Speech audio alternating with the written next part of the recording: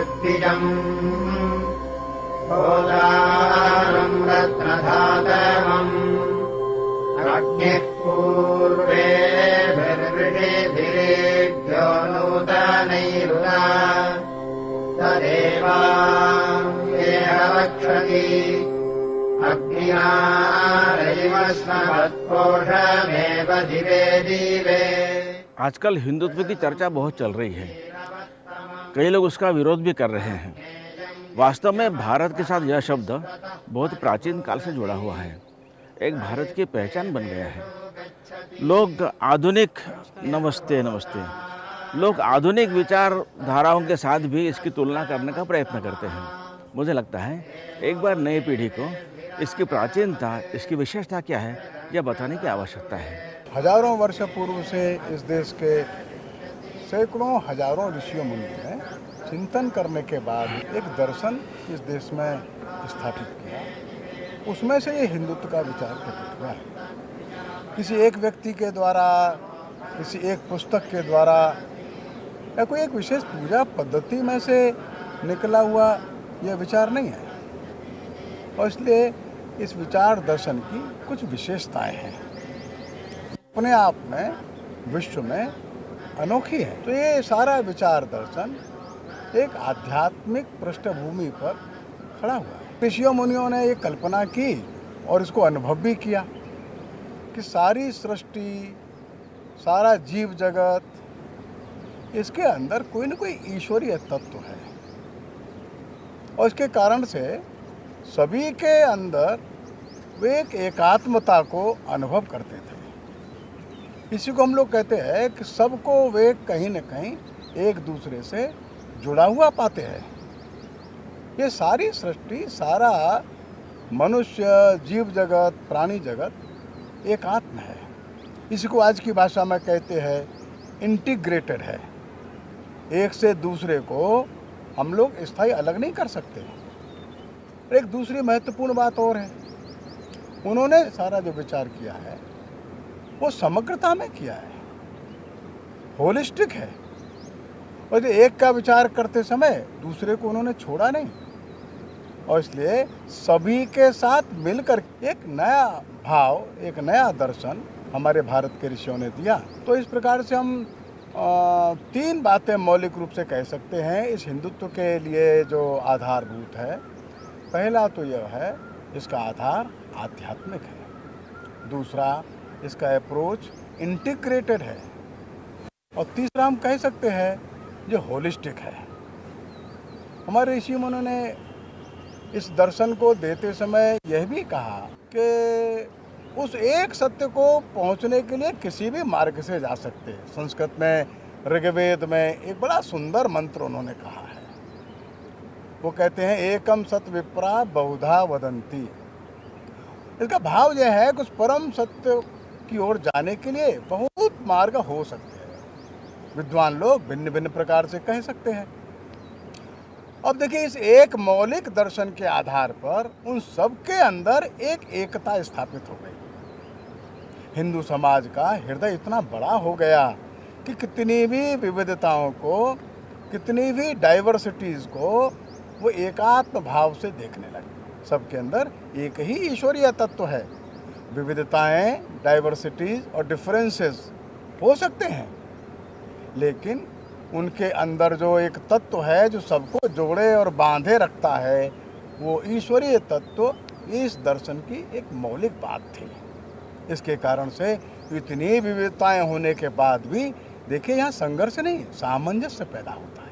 रविंद्रनाथ टैगोर ने अपने स्वदेशी समाज नाम के निबंध में यही बात इस ढंग से कही है कि विविधता में एकता देखना और अनेकता में ऐक्य प्रस्थापित करना, यही भारत के अंतर में पड़ा हुआ धर्म है। बिल्कुल ठीक बात है। रविन्द्रनाथ ठाकुर जो कहते हैं वो भारतीय दर्शन को ही स्पष्ट करते हैं, बल्कि एक कदम और आगे हम लोग कह सकते हैं। ये विविधताओं में एकता तो अच्छी बात है, लेकिन भारतीय ऋषि कहते हैं ये मौलिक एकता है, ये फंडामेंटल यूनिटी है जो विविधताओं में प्रकट होती है। अलग अलग को एक करना ऐसा नहीं है। इसके अंदर एक मौलिक एकता छिपी है।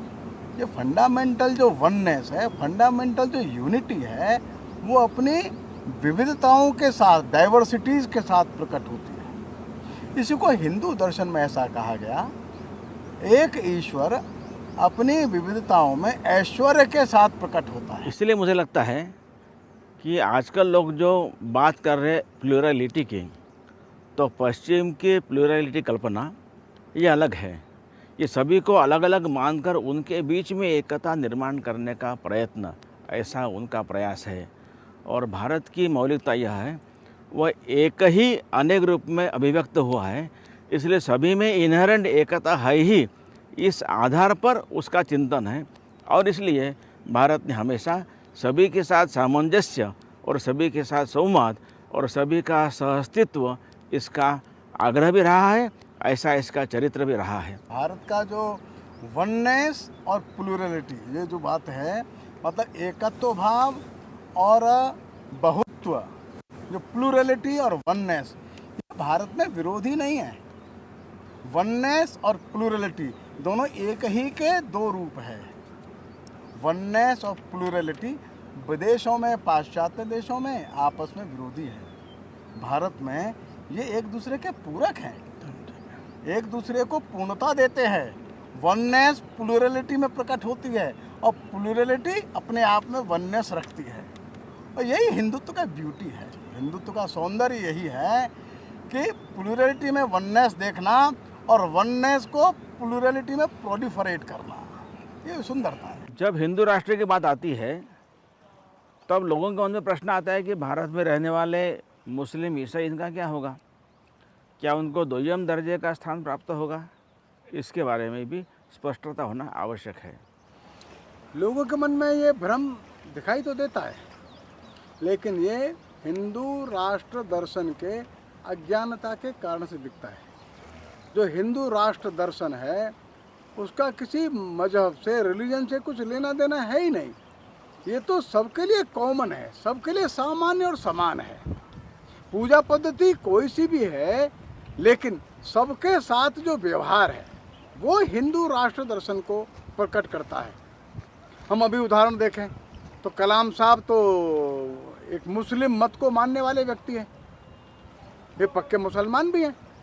मुसलमान होने के साथ साथ वे भारतीय राष्ट्रीय दर्शन के पक्के समर्थक हैं। वो जीवन भी जीते हैं वैसा, अर्थात सभी संप्रदायों का सम्मान करना, सभी के सुख की मंगल कामना करना, इसमें कहाँ वे पीछे? सारी मानवता के लिए वे अपना सर्वस्व अर्पण करने के लिए आगे बढ़ते हैं। तो ऐसे जो भले ही मुसलमान होंगे, ऐसे अनेक लोग हमको दिखाई देते हैं, तो इस भारतीय राष्ट्रीय दर्शन के साथ एक रूप हो गए। उदाहरण के लिए MC छागला साहब थे, भले ही वे मुसलमान थे, लेकिन अपने आप को कहते थे मैं हिंदू दर्शन को मानने वाला हूँ, मैं परंपरा से, पूर्वजों की संस्कृति से मैं हिंदू हूँ, लेकिन रिलीजन के नाम पर मैं मुसलमान हूँ। हम दारा शिकोह का उदाहरण भी देश में देखते हैं। वो औरंगजेब का बड़ा भाई था, लेकिन दारा शिकोह मुसलमान था। इसके बावजूद भी उपनिषदों का भाष्य लिखता था। भारतीय वैदिक परंपरा को अच्छे से उसने अध्ययन किया और उस निष्कर्ष पर पहुंचा, इस देश की जो एक बड़ी सांस्कृतिक आध्यात्मिक परंपरा है वो महत्वपूर्ण है, और किस प्रकार से इस्लाम की कुछ अच्छाई और कुछ इस देश का सांस्कृतिक आध्यात्मिक दर्शन दोनों मिलकर के इस देश के लिए अच्छा हो सकता है। तो दारा शिकोह हम कह सकते हैं इस भारतीय राष्ट्रीय दर्शन को मानने वाला, जानने वाला एक अच्छा महापुरुष हो गया।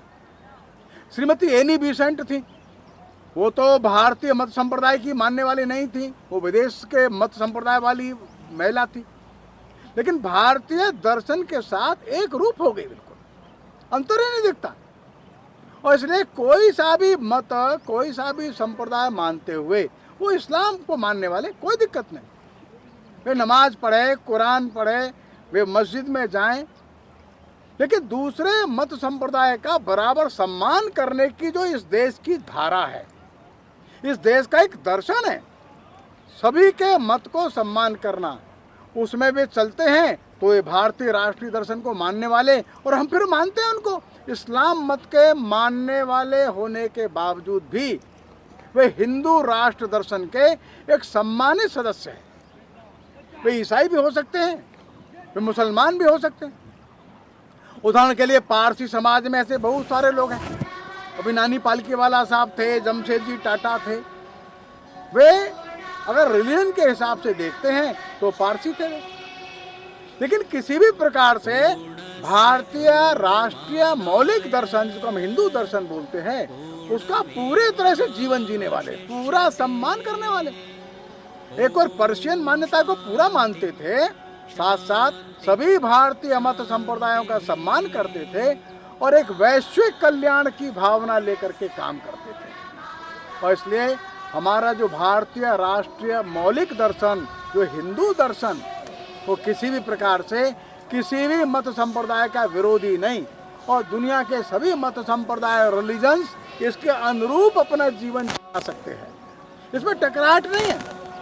ये बड़ी गंगा की तरह है जिसमें अनेकों छोटी छोटी नदियां आकर के मिल जाती हैं और अपना भी अस्तित्व उसमें समाहित कर देती है। बड़ी गंगा चलती चली जाती है। हम समझते हैं भारतीय राष्ट्रीय दर्शन ऐसे किसी भी संप्रदाय, मत, रिलीजन का विरोधी भी नहीं, और किसी भी प्रकार की टकराहट का भी इसमें कोई भी किसी भी प्रकार का अंदेशा हमको दिखाई नहीं देता। शांति शांति शांति।